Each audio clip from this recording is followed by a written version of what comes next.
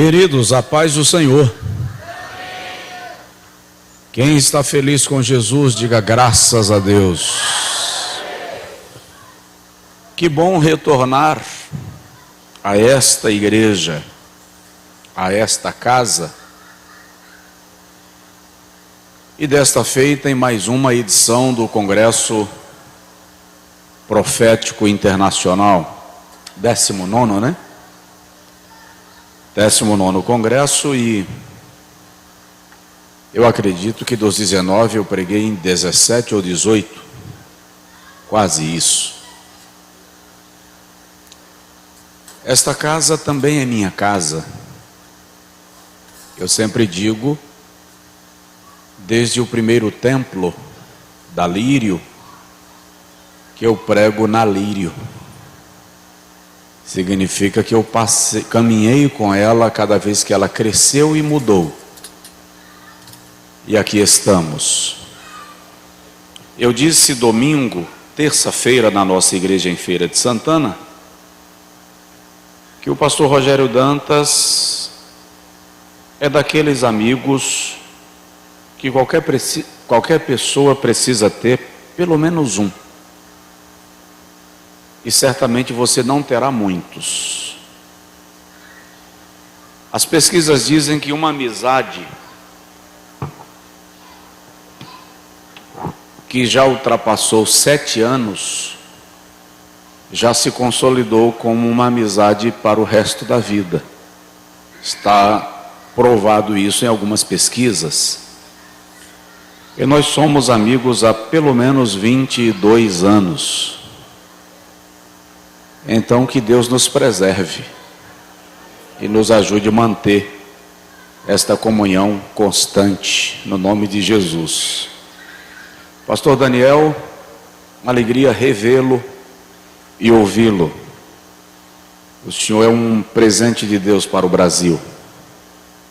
Que Deus lhe abençoe muito. Os americanos têm uma cultura que eu acho que nós deveríamos construir. Eles têm a cultura de honrarem os seus ícones. E eles não esperam que os ícones morram para que sejam honrados. Aqui nós esperamos as pessoas morrerem para reconhecer o trabalho que elas fazem. Pelo menos no ambiente da igreja nós temos que mudar isso. E aprender a valorizar os presentes e os talentos que Deus nos dá. E eu oro, pastor Daniel, para que isso seja feito em relação à sua vida e ao seu ministério. Eu realmente valorizo muito. E tenho certeza que Deus tem coisas grandes ainda em seu favor e através do senhor. Amém? Eu estou acompanhado do pastor Samuel Pires, um dos nossos pastores, que veio comigo. E é uma alegria. É tempo de? Fala sério. É tempo de? Abra comigo a sua Bíblia, por favor. Gênesis capítulo de número 12. Lá atrás eu estou vendo um amigo. É só colocar os óculos eu começo a ver. A idade chegou, meus irmãos. Eu tentei escapar dos óculos até onde eu pude e de repente fui vencido pela iluminação ruim. Que a culpa nunca é da visão, é a iluminação que está ruim, né? Fala a verdade. Mas o pastor Oswaldo dos Anjos está ali atrás. Fica de pé, pastor Oswaldo, por favor. Ele é pastor da Igreja Batista Palavra Viva, em Pau da Lima. Uma igreja linda. Deus abençoe, meu amigo. Bom revê-lo. Eu quero ler 2 textos com os irmãos. O primeiro está em Gênesis capítulo 12, versículo de número 5 até o versículo 10. E depois nós vamos para o capítulo 13, versículo 1 ao versículo 4. Alguns se levantaram, então eu vou pedir aos demais, por gentileza, os que puderem. Bom vê-lo. Gênesis capítulo 12, versículo 5 até o versículo 10 diz assim: E tomou Abrão a Sarai, sua mulher, e a Ló, filho de seu irmão, e todos os bens que haviam adquirido, e as almas que lhe acresceram em Harã, e saíram para irem à terra de Canaã, e chegaram à terra de Canaã. E passou Abrão por aquela terra até o lugar de Siquém, até o carvalho de Moré, e estavam entre os cananeus da terra. E apareceu o Senhor a Abrão e disse: à tua descendência darei esta terra. E edificou ali um altar ao Senhor que lhe aparecera. E moveu-se dali para a montanha do lado oriental de Betel, e armou a sua tenda, tendo Betel ao ocidente e Ai ao oriente. E edificou ali um altar ao Senhor e invocou o nome do Senhor. Depois caminhou Abrão dali, seguindo ainda para o lado do sul, e havia fome naquela terra. E havia o quê? Naquela terra.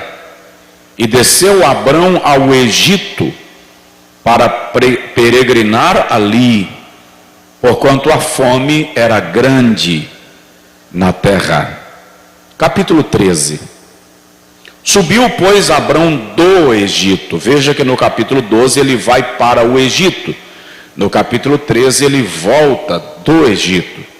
Subiu, pois, Abrão do Egito para o lado do sul, ele e sua mulher, e tudo o que tinha, e com ele Ló. E era Abrão muito rico em gado, em prata e em ouro, e fez as suas jornadas do sul até Betel, até o lugar onde a princípio estivera a sua tenda, entre Betel e Ai, até o lugar do altar que outrora ali tinha feito. E Abrão invocou ali o nome do Senhor. Diga amém. Agora diga comigo: Senhor Jesus, nesta palavra, faz um diagnóstico da minha vida. Amém. Antes de sentar, dá uma olhada para o irmão do seu lado e diz para ele: você sente saudade do altar? Pode sentar, em nome de Jesus. Esses dias eu estava analisando e até ministrei um pouco sobre isto, que é preciso sentir saudade do altar, vontade de voltar para o lugar onde está o altar. Você vai entender isto. Nós temos no ambiente da igreja dois grupos de pessoas. Nós temos aqueles que estão na mesma casa, mas não estão com a mesma causa. E temos aqueles que não estão na casa, mas estão na causa. É por isso, e aqui está a explicação, porque muitas pessoas vêm para o templo, e às vezes durante o culto elas até saem do templo e vão lá para fora. Algumas vão conversar sobre negócios, colocar em dia os assuntos da política, da novela, da série preferida, ou até murmurar, porque elas estão na casa, mas não estão na causa. Pessoas que estão na casa, mas não estão na causa, não ofertam, não participam dos desafios, não apoiam as demandas que envolvem a igreja, porque elas estão na casa, mas não estão na causa. Por outro lado, existem pessoas que nem estão na casa, estão acompanhando o culto pela internet, mas se sentem tão envolvidas com a causa, que aquilo que é desafiado aqui, elas se sentem mobilizadas a participarem de lá de onde estão, porque não estão na casa, mas estão na causa. Quando nós voltamos para o altar, nós descobrimos a diferença entre estar em casa e estar em causa. Abraão descobre que no Egito ele ganhou prosperidade, mas não tinha altar. Toda prosperidade sem altar vira tragédia. Por isso Abraão volta, refaz a viagem, refaz o percurso, porque às vezes é preciso ter a disposição de recomeçar. Os judeus antigos tinham uma oração. Eu sempre faço esta oração. Nela eles dizem: ó Deus dos novos começos e das novas oportunidades, eis-nos aqui outra vez. Deus nos ensina que a vida é um recomeço constante. A própria Bíblia nos revela um Deus que não encontra dificuldade em recomeçar. O mundo, conforme nós conhecemos, é, na verdade, um recomeço. Se o irmão ler Gênesis capítulo de número 1, versículos 1 e 2, e depois continuar lendo o 3 a seguir, vai perceber que ali há um recomeço. No princípio criou Deus os céus e a terra era sem forma e vazia. Leia-se, e a terra tornou-se sem forma e vazia, e o Espírito de Deus se movia sobre a face das águas, e disse Deus: haja luz. Os estudiosos das eras geológicas dizem que entre o versículo 1 e 2 e o versículo 3 há um espaço de tempo de alguns milhões de anos. Deus cria a terra perfeita. Em Ezequiel capítulo 38, a terra, na sua criação original, é descrita como um planeta cujas pedras preciosas estão sobre o solo, visíveis e acessíveis. Em algum momento desse tempo há uma catástrofe, e eu não vou entrar no mérito dela agora, não é o foco. E por causa dela a terra tornou-se sem forma e vazia. Sem forma porque ela passou a ser envolvida pelas trevas, se tornou invisível.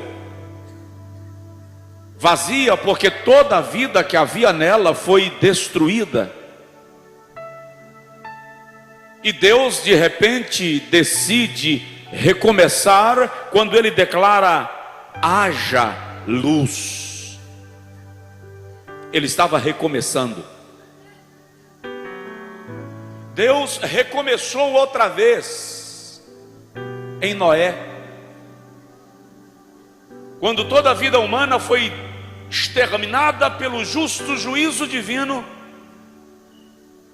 E ele preserva Noé e a sua casa para recomeçar a povoação do mundo.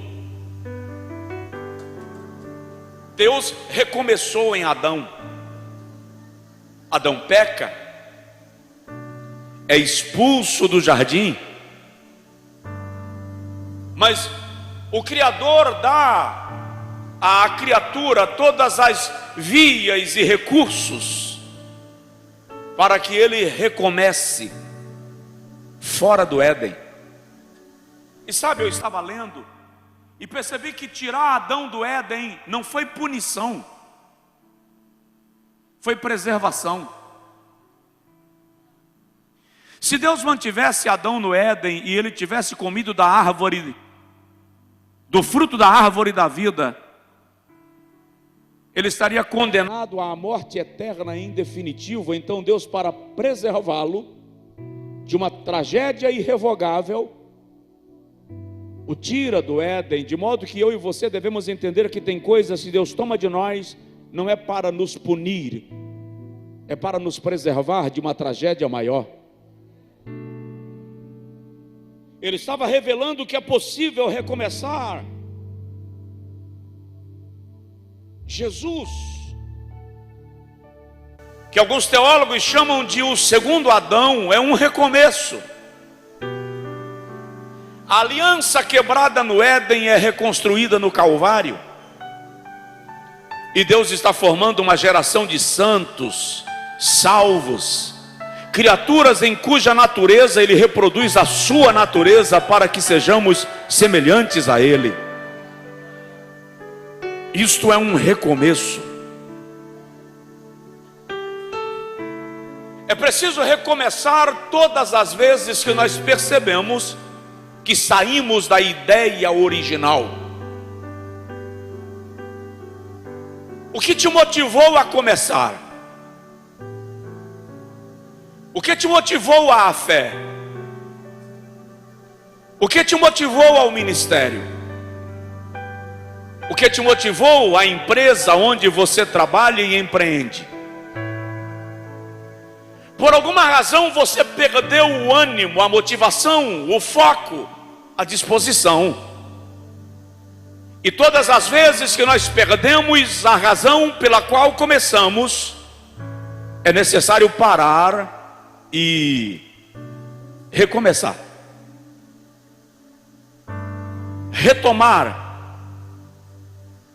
Vamos observar no texto que nós lemos, e se a sua Bíblia estiver aberta no texto que lemos, acho que vai lhe ajudar. E se o irmão não tiver o hábito de riscar, por favor, desenvolva, anote. Vamos observar um pouco da trajetória de Abraão e de como ele sobe, mas depois é convidado a voltar, a fazer o retorno. Aliás, ele desce para o Egito e depois é convidado a voltar. Deixa eu começar pontuando com os irmãos que Gênesis capítulo 12, que nós chamamos de o capítulo da chamada de Abraão, na verdade não é o momento que Abraão é chamado. Esse é o momento de continuar a viagem. Provoca a pessoa do seu lado e diz para ele assim: a viagem continua. Se o irmão lê o capítulo 11 de Gênesis, e eu quero ler, do versículo 27 ao 32, o irmão vai perceber que Abraão não foi chamado primeiro. Quem foi chamado foi seu pai, Terá. Olha o capítulo 11, versículo 27 de Gênesis, diz assim: e estas são as gerações de Terá. Terá gerou a Abrão, a Naor e a Arã. E Arã gerou a Ló. E morreu Arã, estando seu pai Terá ainda vivo, na terra do seu nascimento, em Ur dos Caldeus. E tomaram Abrão e Naor mulheres para si. O nome da mulher de Abrão era Sarai, e o nome da mulher de Naor era Milca. filha de Arã, pai de Milca e pai de Isca. Presta atenção no texto. E Sarai foi estéril, não tinha filhos. E tomou Terá a Abrão, seu filho, e a Ló, filho de Arã, filho de seu filho, e a Sarai, sua nora, mulher de seu filho Abrão, e saiu com eles de Ur dos Caldeus para ir para onde? Para ir para onde? Para ir para onde? A viagem de Canaã não era de Abraão, era de Terá. O protagonista da viagem era Terá. Abraão era apenas o coadjuvante. Ele acompanhou seu pai.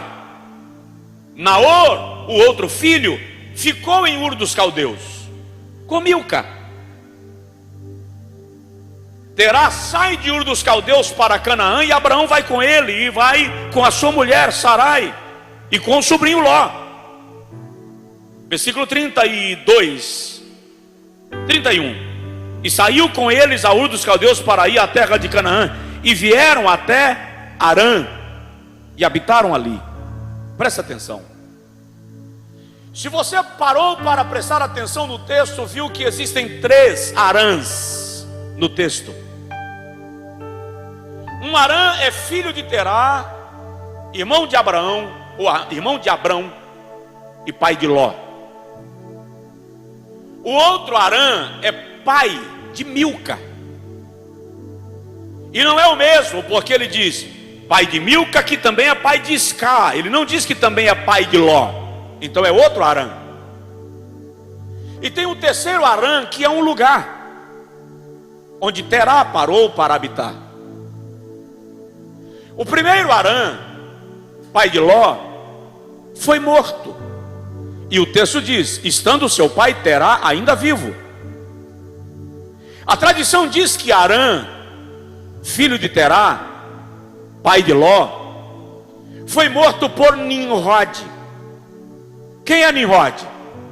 Ele é a primeira personificação da malignidade na Bíblia. Nimrod é o idealizador da Torre de Babel. A história declara que Nimrod abriu o intestino de Arã na frente do seu pai Terá e na frente do seu filho Ló, e o queimou. O segundo Arã é o pai de Milca. Ele aparece aqui apenas para referenciar a genealogia de Milca.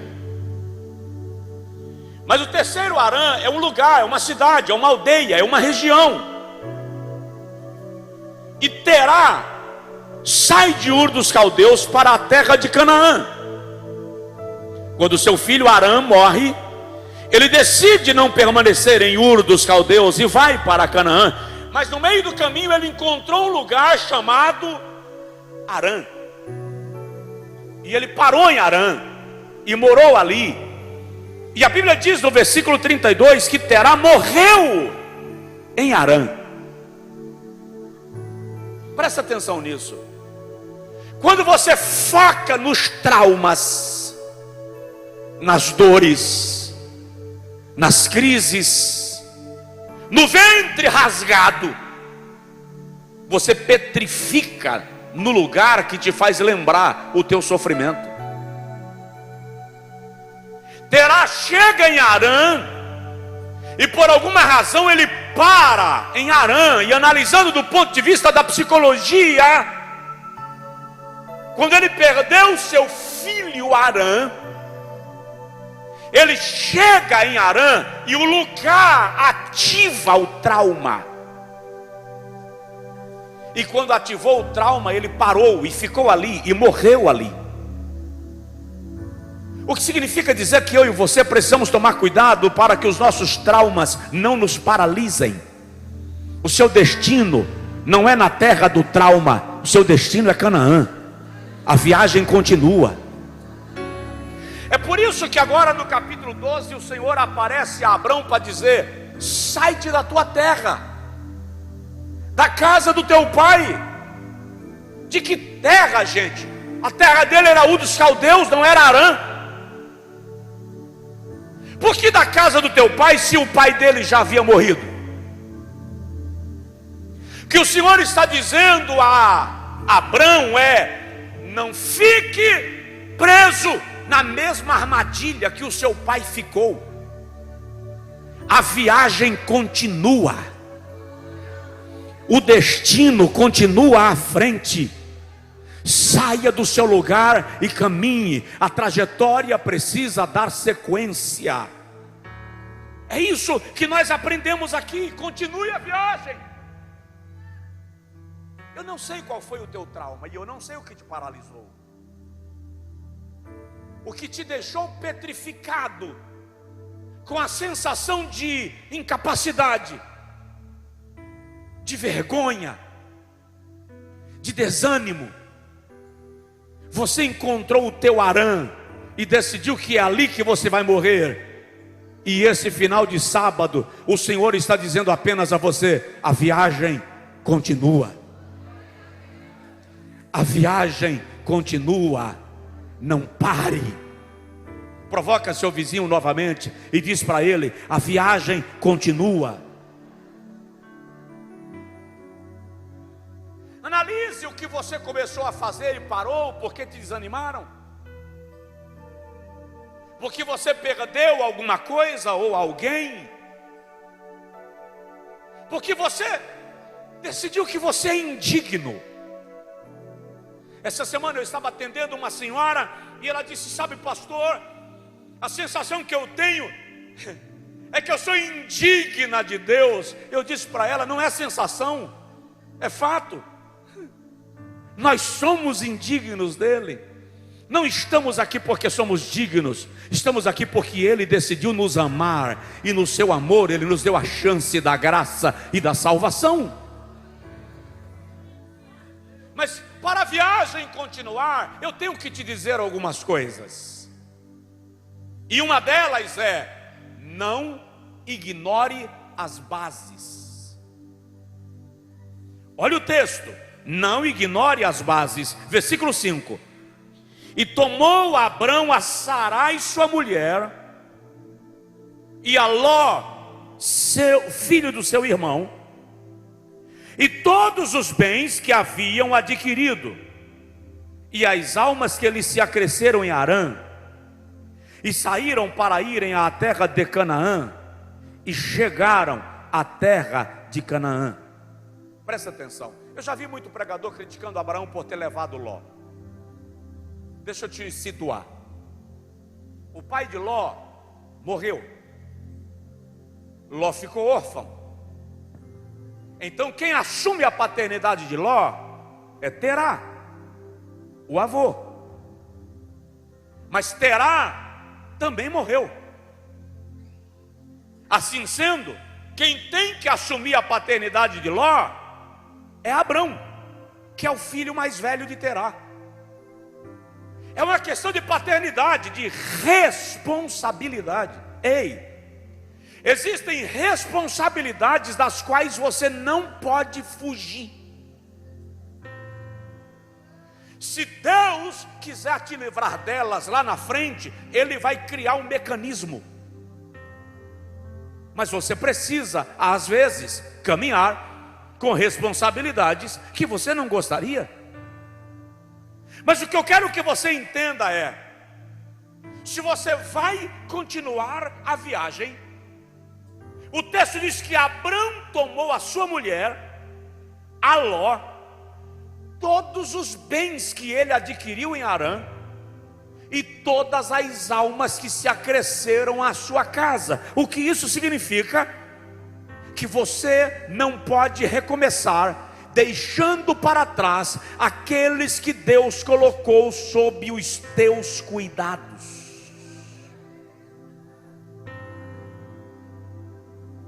Você não pode ir e deixar para trás aqueles que o Senhor confiou a você. Abrão toma tudo que ele tem, e as pessoas que se acresceram à sua obra ou à sua casa. Não há sucesso sem bases, porque o alicerce é o sustento de toda e qualquer construção. Salmo de número 11 diz assim: quando os fundamentos se rompem, o que pode fazer o justo? Se você está quebrando as bases, você não terá construção. É preciso que as bases sejam preservadas. E é interessante, as pessoas vão chegar nesta igreja e vão elogiar o forro, a iluminação, o tratamento acústico, o piso, a sonorização, as cadeiras acolchoadas. Que cadeira acolchoada, pastor? Não estou vendo. Você não está vendo porque você está com a visão fechada. Abre o olho que elas vão chegar. As pessoas vão ver tudo isso e ninguém vai perguntar pelas bases. Só que o que sustenta tudo isso é a base. Ninguém olha os teus fundamentos, ninguém olha a tua estrutura, olham a tua fachada.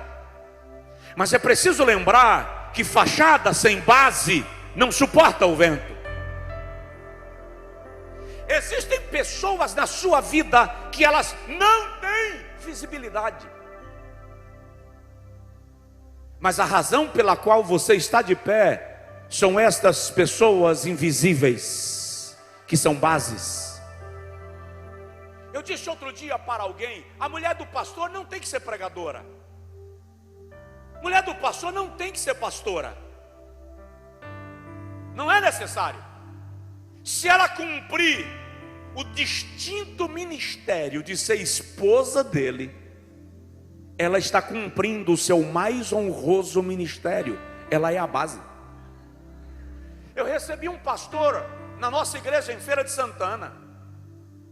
Ele veio de carro do Rio de Janeiro com a esposa, e veio de carro só para um atendimento pastoral. Pra você ter uma ideia, ele chegou em Feira de Santana às 11 da manhã. Eu os atendi de meio-dia até as 3 da tarde. Mandei que alguém os levasse para almoçar, e depois do almoço eles voltaram para o Rio de Janeiro, de carro. Qual o problema deles? Ela estava em depressão profunda.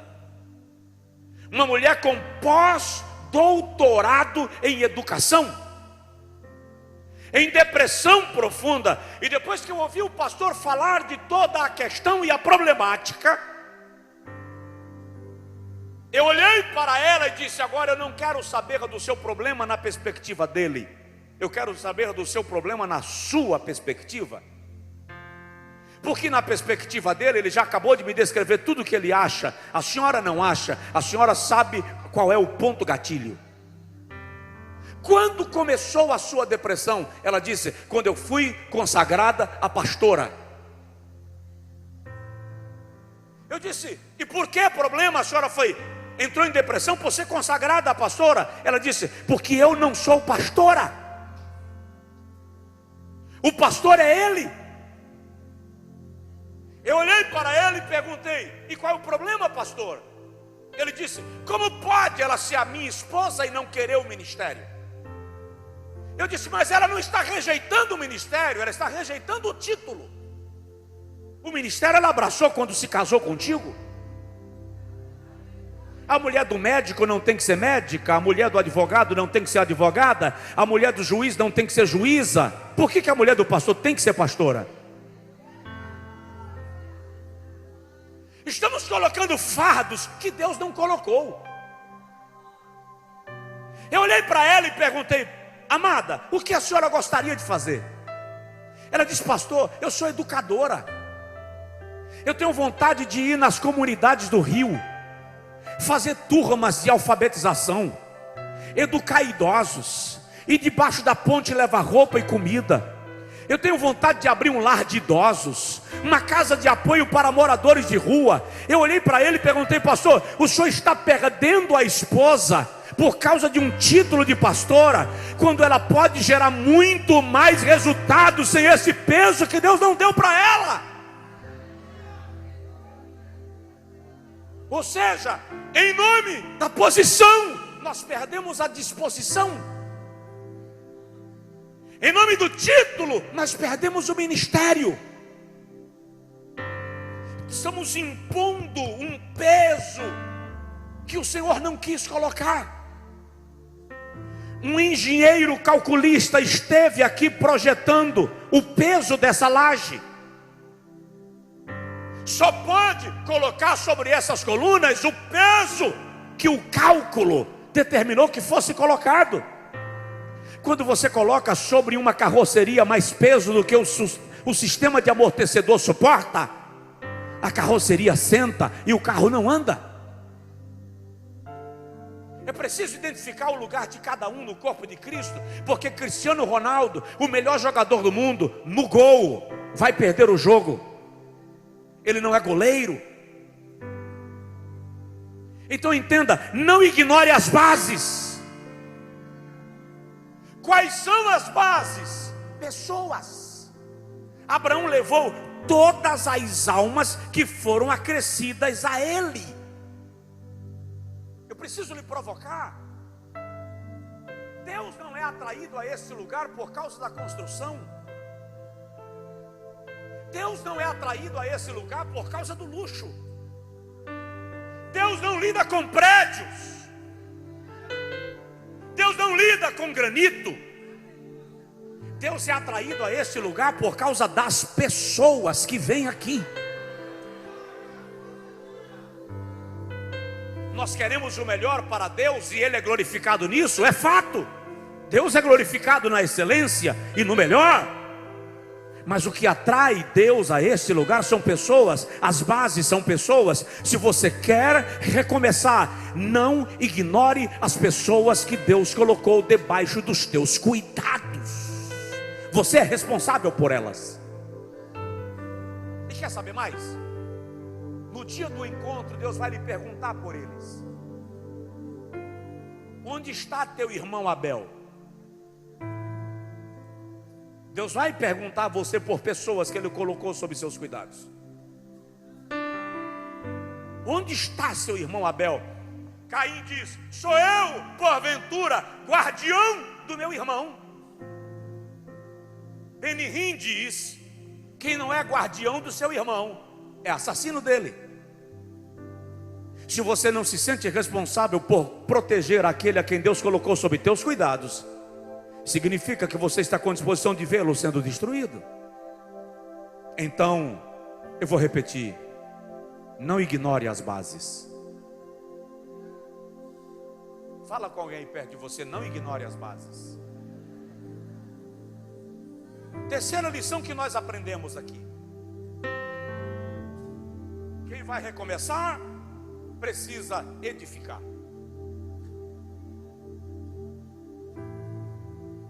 Provoca o vizinho assim de leve, abra as asas e dá um toque de leve assim, e fala com ele: edifique.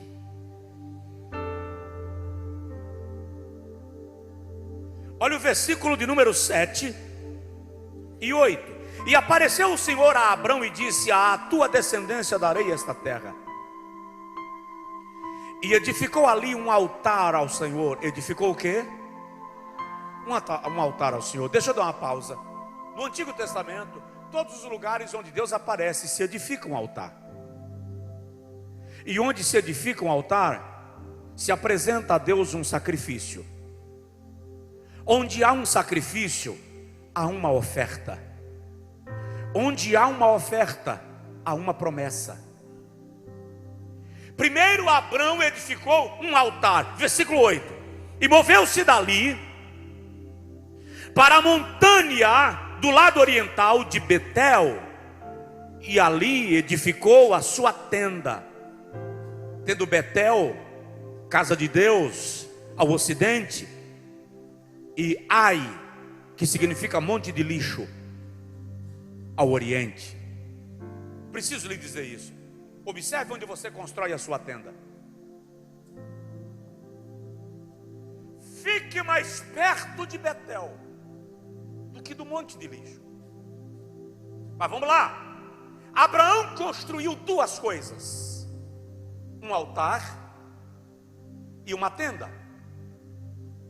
Salomão construiu duas coisas: o templo e o palácio. Deus está lhe chamando para você construir duas coisas: o altar e a tenda, a adoração e a casa, o ministério e a família.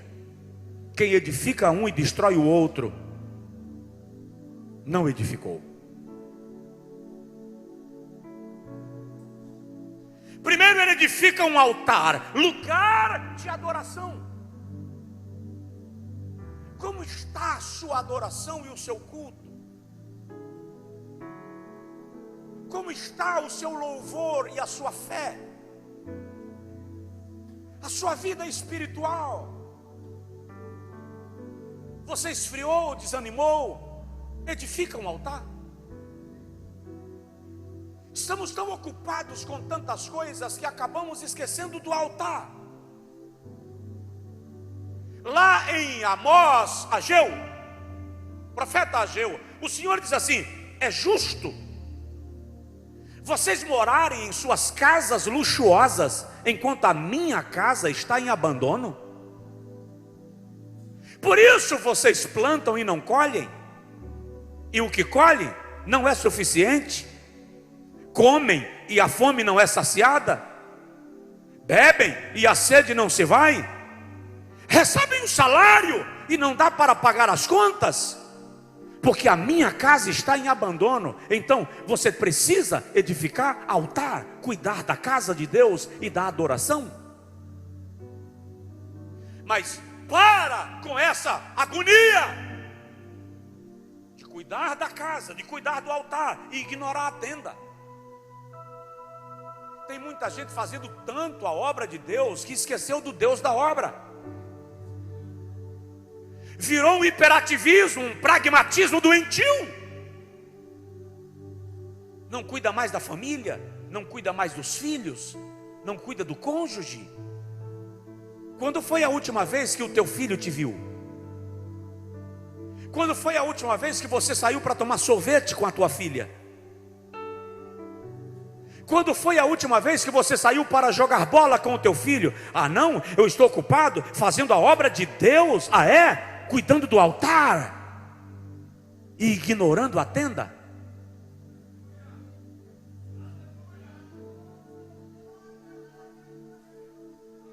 Você já leu Gênesis 6 e 8, quando Deus manda Noé entrar na arca? Ele diz assim: entrará na arca tu, teus filhos, tua mulher e a mulher dos teus filhos. Presta atenção nisso, olha a ordem: entrará na arca tu e teus filhos, a tua mulher e as mulheres dos teus filhos. Essa é a ordem. Mas na hora de sair da arca, o Senhor diz assim: sairá da arca tu e a tua mulher contigo, e os teus filhos e as esposas dos seus filhos.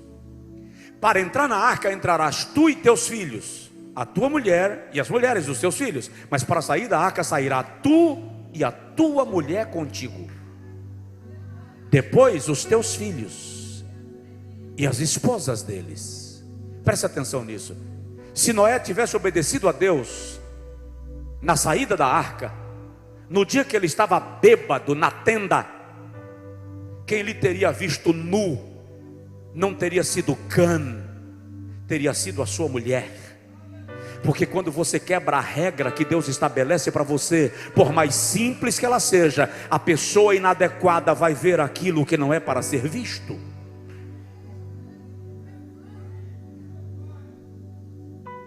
Quando Ezequias está para morrer, o profeta diz: coloca a tua casa em ordem, organize a tenda. Porque a família de Acã foi sacrificada com ele. Se foi Acã quem pegou a capa babilônica e a peça de ouro, porque ele levou para a tenda, levou para casa. Aquilo que você leva para a tenda envolve a tua família.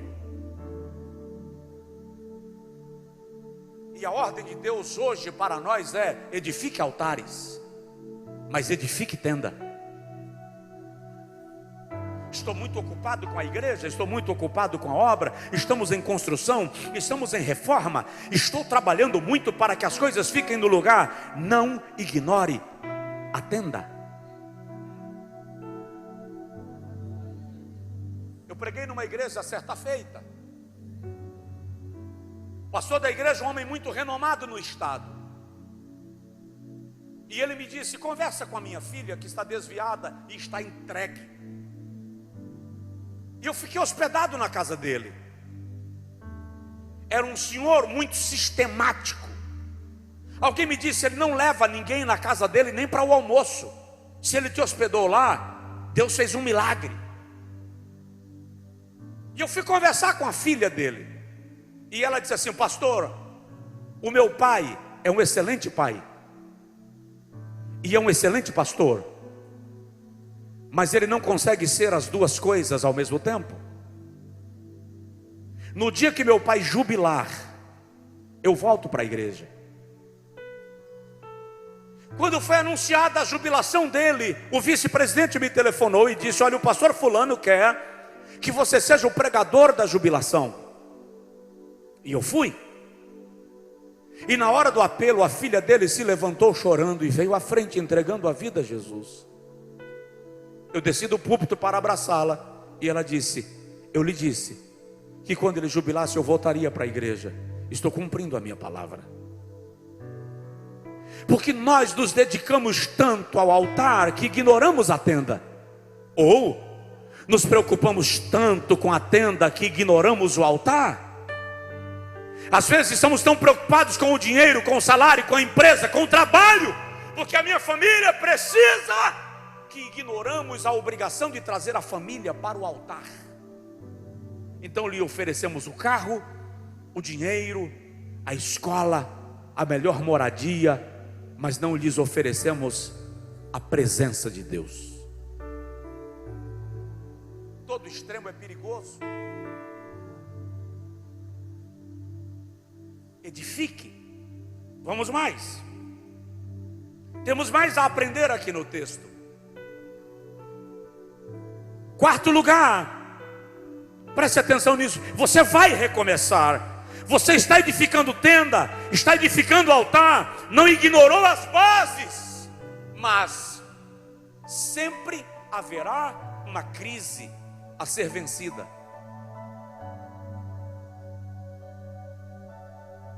O fato de você estar na presença de Deus e na direção certa e fazendo a coisa certa não garante que você não terá problemas. Olha o versículo 10: e houve fome naquela terra.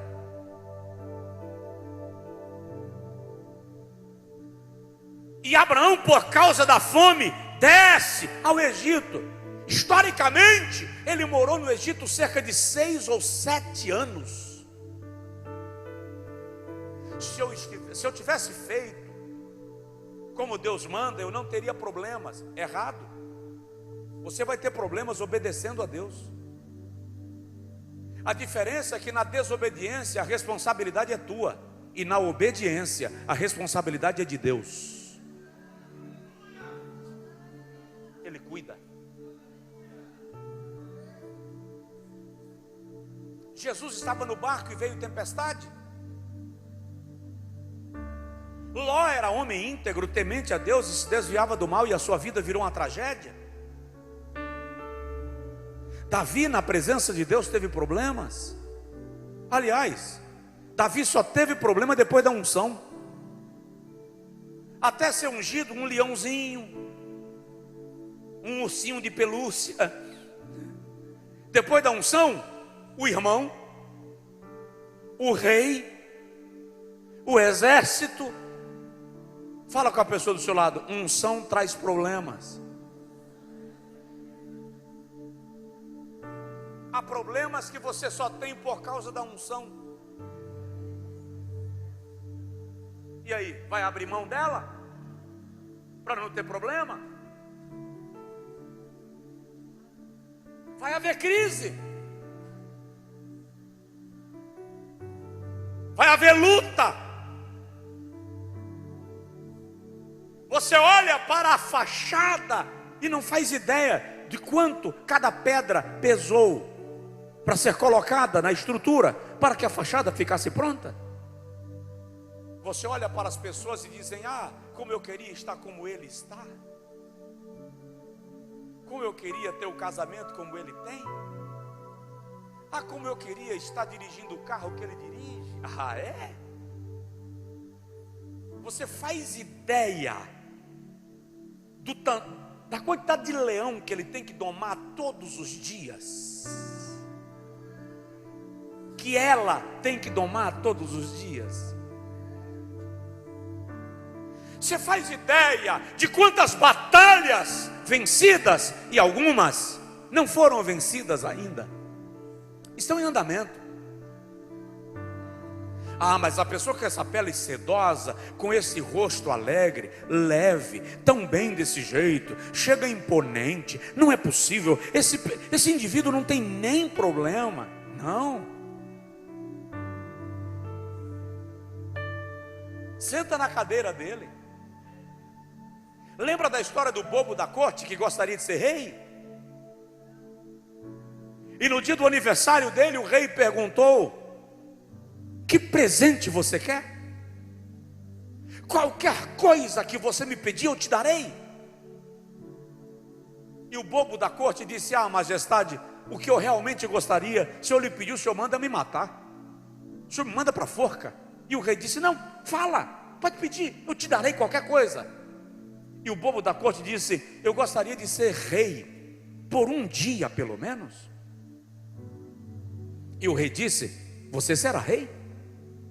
No dia do seu aniversário, eu serei o bobo da corte, você será o rei.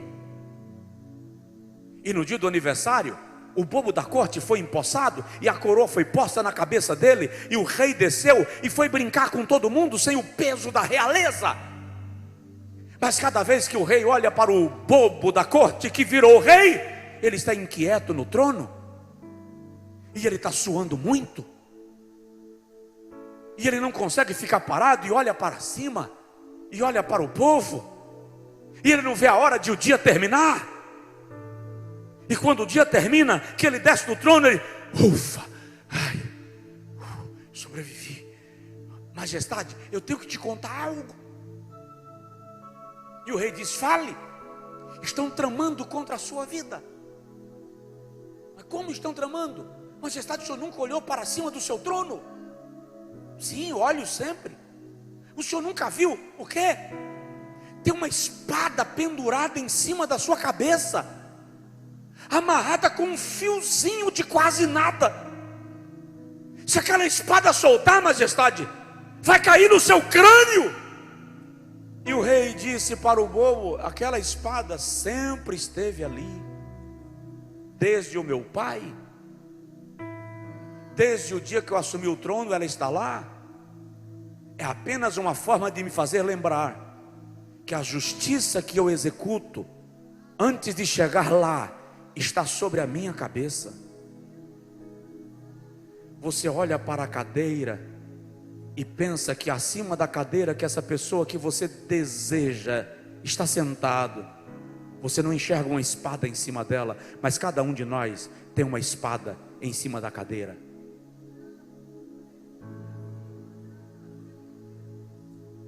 Então, sempre haverá uma crise a ser vencida. Vença. Não se entregue à crise.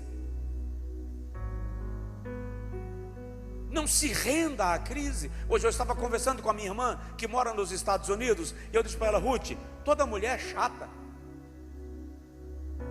Aí ela disse: todo homem também. Eu disse: homem eu não sei, eu nunca casei com um.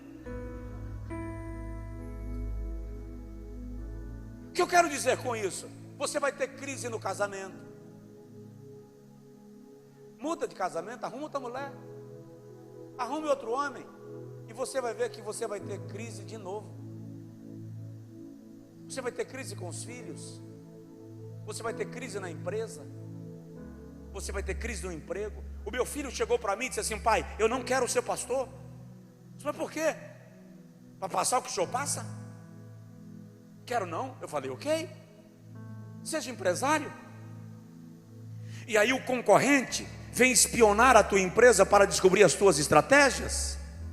O funcionário não veio trabalhar e traz um atestado falso. Você sabe que é falso, mas você tem que acatar porque ele trouxe o atestado. Quando ele for demitido, você vai pagar todos os direitos trabalhistas dele, mas ainda assim ele vai te acionar na Justiça do Trabalho e você vai ter que ir na audiência. Tá ruim? Seja médico. E aí você vai ter o plantão para cumprir. E o colega que vai te substituir no plantão resolveu ficar na farra, na praia, no iate, na lancha, e não veio. E você vai ter que dobrar o plantão. Só que é o dia do aniversário da esposa, é o dia da apresentação do filho na escola. E para piorar, o paciente morreu no seu plantão, e a família decidiu que a culpa é sua, que foi negligente, e vai te processar. Não quer ser médico? Seja advogado. E você vai enfrentar outros advogados que estão tão esfomeados pela causa como você. E no dia que você estiver na audiência, o promotor não foi com a tua cara e resolveu te marcar. E o juiz resolveu colocar o processo na gaveta. Ou você ganhou a causa e o teu colega ficou com ciúme só porque o teu honorário foi muito alto e ele nunca teve um honorário daquele. Ah, se advogado está ruim, diga o que você quer ser. Queridão, se você não quiser ter problemas, eu não sei qual é a alternativa, porque até morto você vai ter que lidar com as bactérias cadavéricas. Está fugindo de problema? Que tipo de natureza é a sua? Que tipo de homem é você? Que tipo de mulher é você? Filho de avestruz? Enterrando a cabeça na areia porque os problemas vieram? Ei, você tem natureza de águia. Uma das características da águia é que quando a tempestade está muito forte, ela para de bater as asas, ela abre as asas e deixa o vento lhe jogar para cima, de modo que ela está sempre acima da tempestade. E quando o corvo gruda nela, ela não para brigar com o corvo, ela sobe e sobe e sobe e sobe, e ela sobe tanto que chega um nível que o corvo não tem mais oxigênio e tem que largar dela, e ela continua subindo. E quando a águia é atacada por uma serpente no chão, ela não briga com a serpente no chão, ela gruda a serpente pelas garras e sobe para brigar lá em cima. Porque no chão a serpente está em casa, mas no espaço a águia está em casa. Então para de brigar como galinha, para de brigar como avestruz. Você tem natureza de águia, sobe, porque Deus tem vitória reservada para a sua vida nas crises.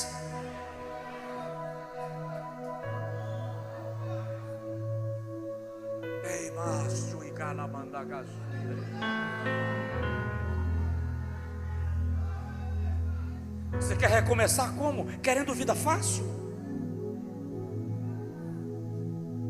Acha que vão deixar você recomeçar de graça? Você acha que todo mundo vai te aplaudir porque você não morreu?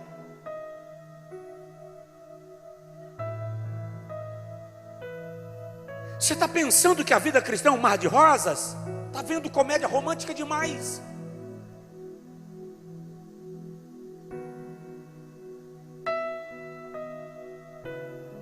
Olha para cá.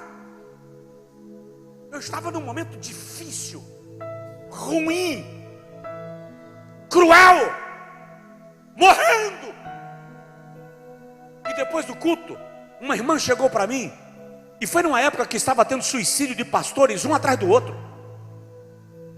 E uma irmã chegou para mim e disse: eu estou esperando, estou aguardando a notícia de que você se enforcou. Depois de um culto, eu tinha terminado de pregar. Eu olhei para ela e disse: compra a corda, irmã, e compra nova. Se eu precisar, eu peço à senhora. Se eu não precisar, a senhora usa.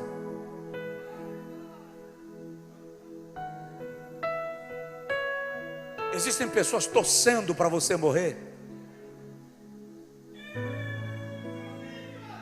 Existem pessoas torcendo pelo teu fim. Tem gente querendo te enterrar vivo. Mas olha para o seu vizinho e diz para ele: você é semente. Você é semente. O que é que tem a ver, pastor? Quem enterra uma semente faz um favor para ela. Quem enterra uma semente dá a ela a oportunidade de brotar como árvore. Você é semente. Te enterrar não te mata, te dará chance de renascer, de recomeçar.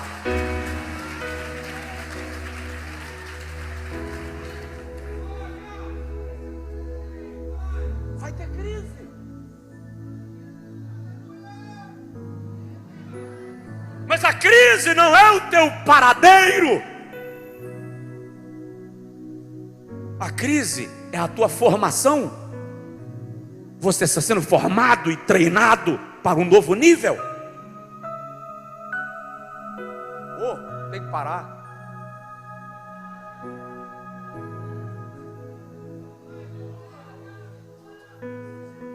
Eu tenho uma pregação lá no YouTube que eu gostaria que você assistisse.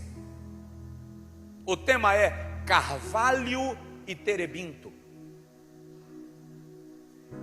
Eu preciso que você entenda que as tuas cicatrizes não são a tua vergonha. As tuas cicatrizes revelam quantas batalhas você já venceu e sobreviveu. Vamos lá, vamos recomeçar. Quinto lugar, preciso lhe falar disso. Abraão desce ao Egito por causa da fome. Mas olha bem para mim, o Egito é perigoso. O Egito é perigoso. Eu não vou ler, mas do versículo 11 ao versículo 20. Quando Abraão vai chegando no Egito, ele olha para a mulher dele e diz assim: você é muito bonita. Se descobrirem que você é minha mulher, vão me matar. Para que te possam possuir, então digas que és minha irmã, para que eu não morra por tua causa. Aqui começa o primeiro trauma na vida de Sara. Em outra pregação a gente fala disso. A questão aqui é que Deus disse que Sara iria ficar grávida. Sara tem 70 anos. Como é que uma mulher de 70 anos é bonita ao ponto de que o faraó iria matar Abraão para ficar com ela? Deus está rejuvenescendo Sara. Deus está preparando o útero de Sara para receber Isaac. Ela está sendo rejuvenescida no processo da promessa, porque a promessa te rejuvenesce. E a Bíblia diz que Faraó enriqueceu a Abraão por causa de Sara. Lhe deu vacas, ovelhas, ouro e prata. Isso está nos versículos de número 14, 15 e 16. Abraão ficou rico por causa de Sarai. Mas presta atenção, aqui não é a riqueza angariada com honra, é a riqueza da bajulação. Onde há bajulação não há honra. O Egito é perigoso. É tão perigoso que Abraão ficou rico no Egito. Mas presta atenção, o Egito é o único lugar onde Abraão vai e não edifica um altar. Ele morou 6, 7 anos no Egito e não construiu um altar. E é exatamente no lugar onde ele não construiu um altar que a sua descendência se torna escrava. Porque a área da sua vida onde não há altar é a área onde Satanás vai tentar te oprimir. O Egito é perigoso porque o Egito vai te entreter. O Egito vai te enganar com riquezas e bajulações. E você vai ser reconhecido não por quem você é, mas por quem você não é, Abraão estava negando a sua própria essência e colocando a sua mulher como troféu, objeto de negócio. Enriqueceu, mas não fez altares. E chegou num nível que Deus só mudou o quadro, porque no versículo de número 17, a Bíblia diz que o Senhor olhou para Sara e disse: eu não posso deixar você assim, filha. E o Senhor feriu a Faraó e toda a sua casa, por causa de Sarai. Está escrito no texto. Não foi por causa de Abraão, foi por causa de Sarai. Porque Deus viu a angústia, a aflição, o desespero de Sara. Porque Abraão estava embebido com as bajulações do Egito. Quantas vezes nós pensamos que bajulação é sinônimo de aprovação? Preciso lhe provocar para lhe dizer que todo traidor é bajulador.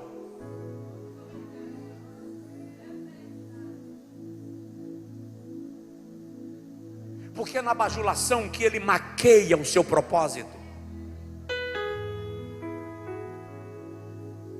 É na bajulação que ele te amansa e te desarma.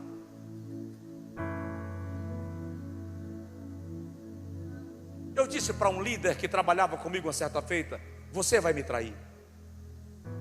Não, pastor, que é isso? Se eu estou vendo nos teus olhos, você está construindo. Mas eu não estou te avisando porque eu vou te impedir. Eu estou te avisando só para você não achar que eu sou idiota. Só isso. Porque já está no teu coração, você vai fazer.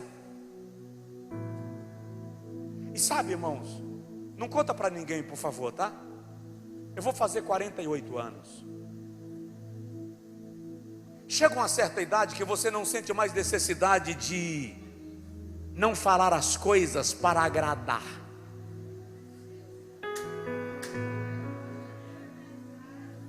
Chega uma certa idade que você já sabe quem você é. Não são os aplausos quem te motivam, mas é o teu foco, é o teu propósito. Com aplausos ou sem aplausos, você vai porque você tem foco, você tem propósito.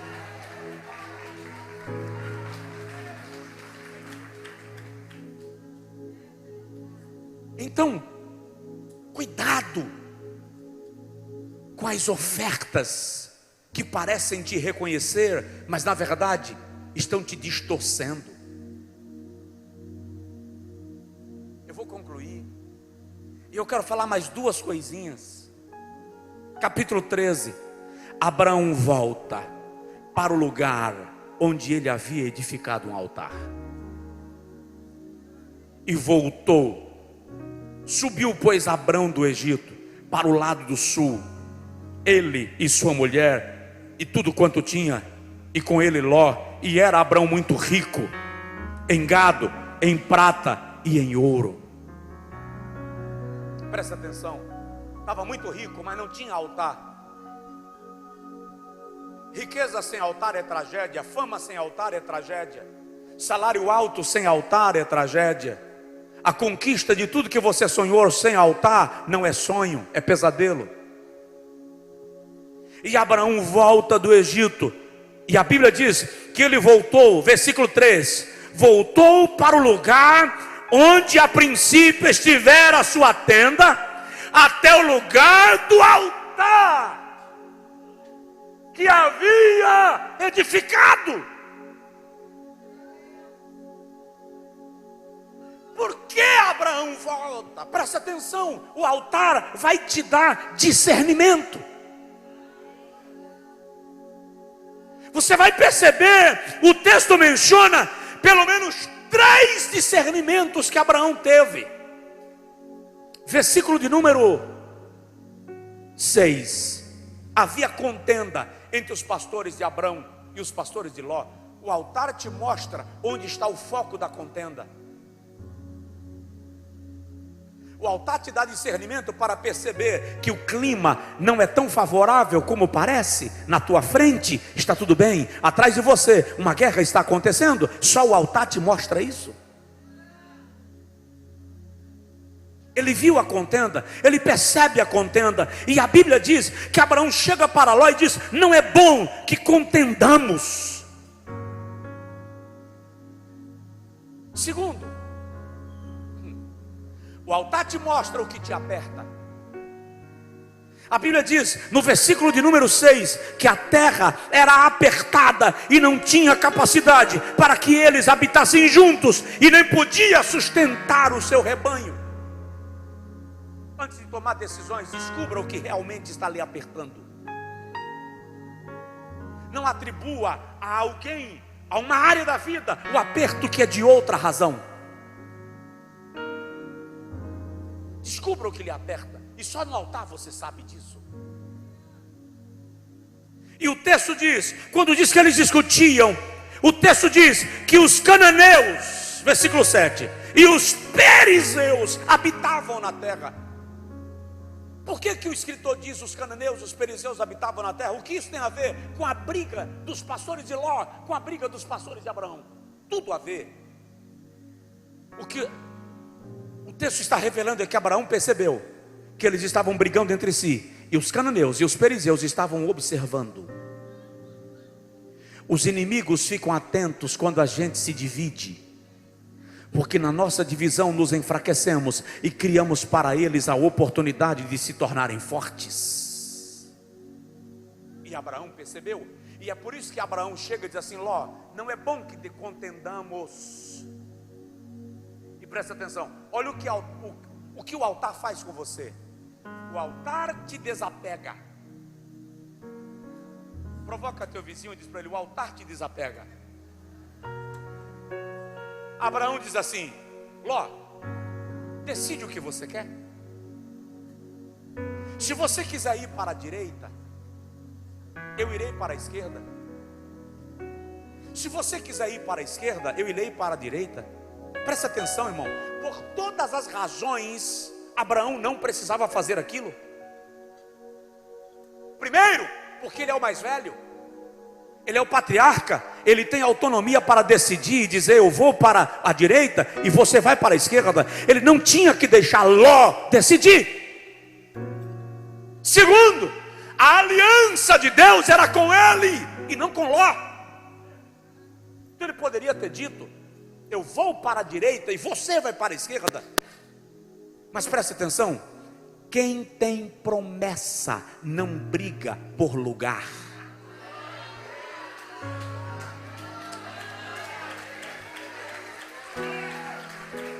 Quem tem promessa não se apega.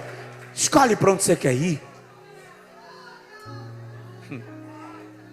Porque para o lugar que você foi, eu irei para o outro. Se Ló não fosse idiota, ele teria dito: meu tio, vou para lugar nenhum, vou ficar aqui debaixo da sua bênção. Faz o seguinte: o rebanho que estão dizendo que é meu, coloca junto com o teu, e os pastores que são meus, torna-os teus. Ló tinha que entender que a prosperidade dele era por causa de Abraão. Tanto era que ele vai embora, e no capítulo 14 ele vira refém numa guerra e perde tudo. É Abraão que vai resgatar. E depois perde tudo novamente em Sodoma, inclusive a própria alma. Porque Ló, quando eu digo perdeu a alma, eu não estou falando da salvação dele, que não é o mérito da questão. Eu estou falando da sua essência perdida. Ele vira cúpula de Sodoma e Gomorra. Ele dá as suas filhas para os sodomitas se casarem. Ele chega a oferecer as suas filhas para uma orgia sexual aos moradores de Sodoma, quando estão batendo na sua porta querendo tocar nos anjos que lhe visitavam. Ao nível que Ló chegou. É preciso que eu e você entendamos que o altar te ensina que não precisa brigar pelo lugar. Porque se eu tenho o altar e eu ofereci o sacrifício, no sacrifício eu dei uma oferta, na oferta eu recebi uma promessa. É isso que me move.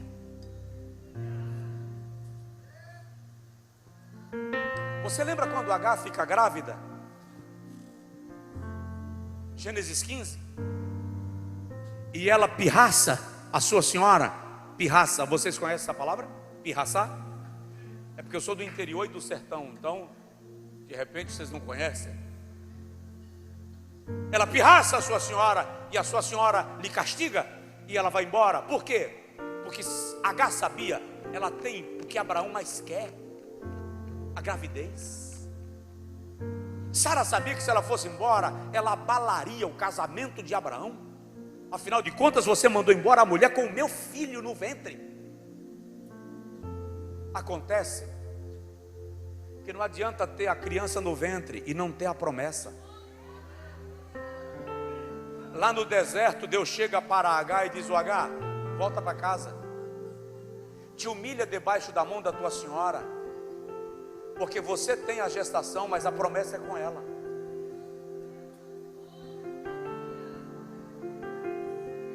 Ah, irmão, quem tem promessa não perde tempo com briguinha, com picuinha, irmão. Isso é coisa de menino, dono da gude. Quem tem promessa descansa.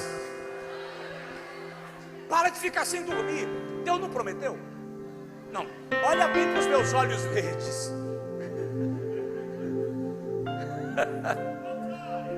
Deus não prometeu? Deus prometeu. Dorme. Dorme. Vai empenar o eixo da terra, mas Ele vai cumprir, porque eu velo sobre a minha palavra para a fazer cumprir.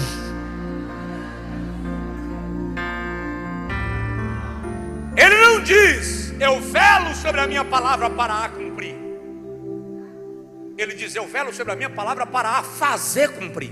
Ele está dizendo: eu vou arregaçar a manga e vou fazer acontecer.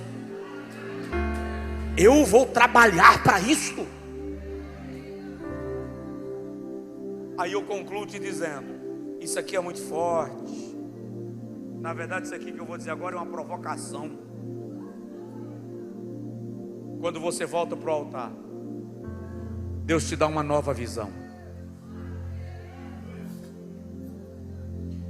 Gênesis capítulo 13, versículo 14 diz assim: e disse o Senhor a Abrão, depois que Ló se apartou dele. Olha bem para mim, quando foi que o Senhor disse a Abrão? Quando Ló se apartou dele. Levanta agora os teus olhos e olha, desde o lugar onde estás, para o lado do norte e do sul e do oriente e do ocidente, porque toda esta terra eu a darei a ti. Versículo 18: e Abrão mudou as suas tendas e foi, e habitou nos carvalhais de Manre, que estão junto a Hebrom, e edificou ali um altar ao Senhor.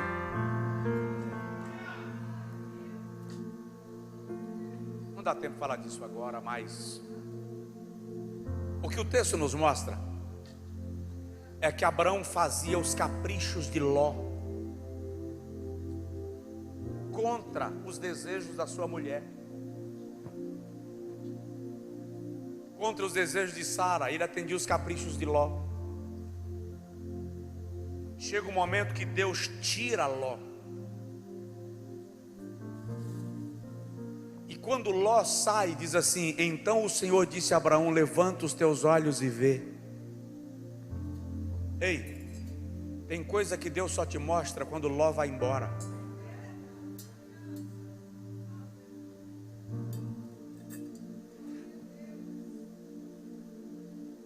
O texto, uma leitura mais cuidadosa, sugere que até a ida para o Egito foi ideia de Ló. Lá quando Abraão percebe que não enriqueceu, mas a que custo? Ele resolve voltar. E agora quando eles voltam, a terra não comporta mais. Por quê? Olha bem para mim. Porque tem aperto que Deus promove para que Ló queira ir embora.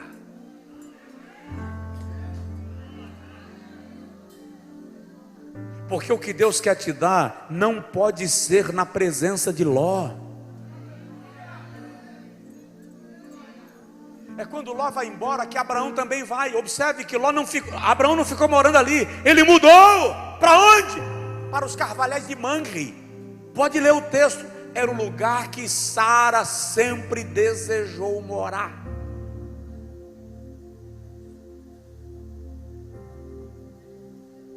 Quando você volta para o altar, Deus abre a tua visão, te dá discernimento, afasta de você quem está atrapalhando o progresso, e a tua visão abre de tal maneira que Deus te diz que existe um lugar mais amplo e mais agradável para você, e isso faz parte da promessa.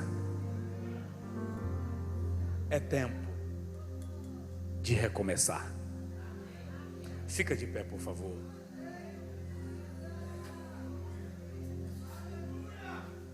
Eu quero orar com você.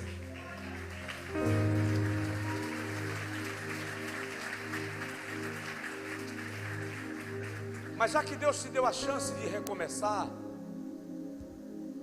recomece sem ignorar as bases. Cuidado com as riquezas do Egito. Em todas as áreas da sua vida, edifique um altar. Quando Deus quiser tirar Ló de perto de você, não peça para Ló ficar. Eu sou radical nisso, irmão. Tem gente que diz que é porque é frieza. Não, não é frieza. Eu só aprendi, não peça para que fique aquele que já decidiu ir. Não peço.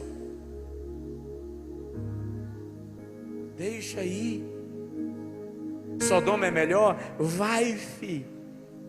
Vai para as Campinas do Jordão. Fica com as Campinas do Jordão, que eu fico com a promessa.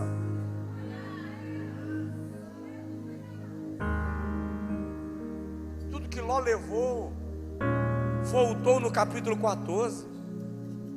E o que lhe restou foi destruído no capítulo 19. Porque a promessa não era de Ló, era de Abraão. E Deus vai ampliar a tua visão. Deus vai abrir a tua visão. Deus vai te fazer ver aquilo que você não viu ainda. Ah, tem coisas tão extraordinárias de Deus para você. E você perdendo tempo com as picuinhas dos pastores de Ló. Faz isso. Deus tem surpresas extraordinárias para a sua vida. Apenas diga para Ele: Senhor, eu estou voltando do Egito para o lugar do altar que eu edifiquei. Eu estou voltando para o lugar onde o Senhor quer que eu esteja. Eu estou me reposicionando.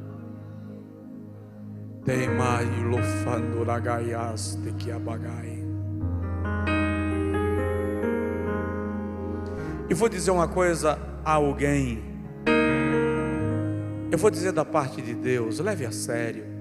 E eu vou dizer por amor, muito amor. Procure o pastor Rogério, não sei para quem, mas estou dizendo para alguém, não é para a igreja, é para alguém.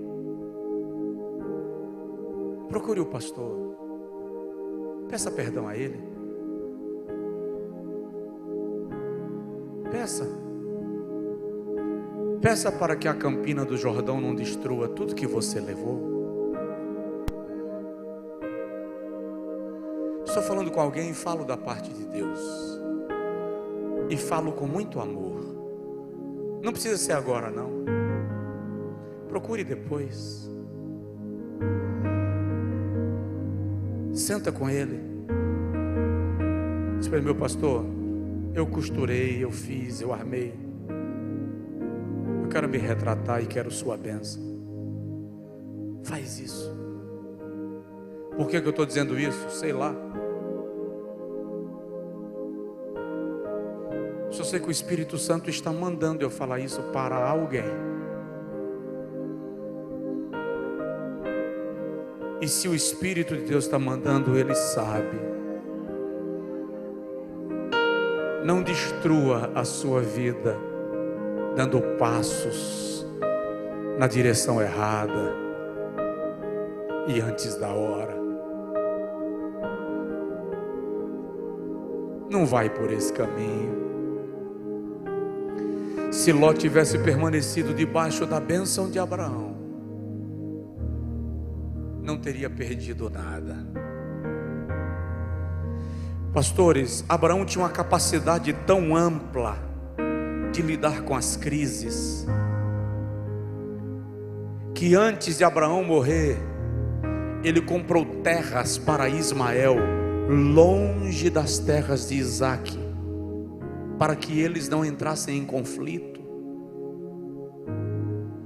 E no dia do sepultamento de Abraão, Ismael e Isaque aparecem juntos, sepultando o pai, porque Abraão tinha a capacidade de conciliar. Não haveria briga entre os pastores de Ló e os pastores de Abraão, se Ló tivesse reconhecido a unção que estava sobre Abraão.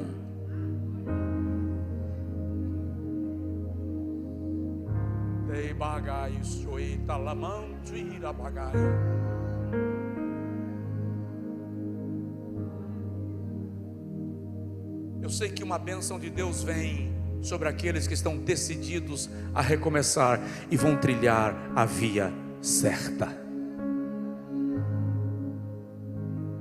Deus está com você. Tem coisas gloriosas do céu sobre nós. Estenda a sua mão assim, por favor. Pai, eu creio no que o Senhor diz. O Senhor sabe que eu creio. Eu ministro sobre a tua igreja agora, da parte do céu, esta palavra que foi proferida como palavra profética, que os teus filhos recebam agora a unção do Senhor para recomeçar. Recomeçar requer humildade, recomeçar requer disposição, recomeçar requer resiliência, recomeçar requer paixão pelo propósito.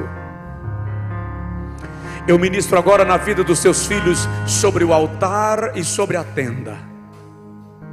Restaura o culto, restaura a família, abençoa, Senhor, o adorador, abençoa a casa, abençoa o trabalho, abençoa a vida espiritual, abençoa as finanças, abençoa, Senhor, o coração que te adora.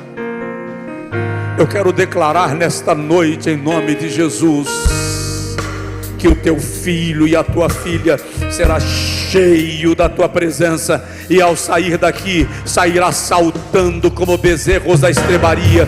Ninguém vai lhe segurar, Senhor, nem o corvo, nem a serpente, porque o teu filho vai voar como águia, na autoridade, na unção, na leveza que o Espírito do Senhor lhe traz. Seja abençoado, seja abençoada em nome de Jesus, em nome de Jesus. Não abandone o barco, pois a ordem é chegar do outro lado e você vai chegar.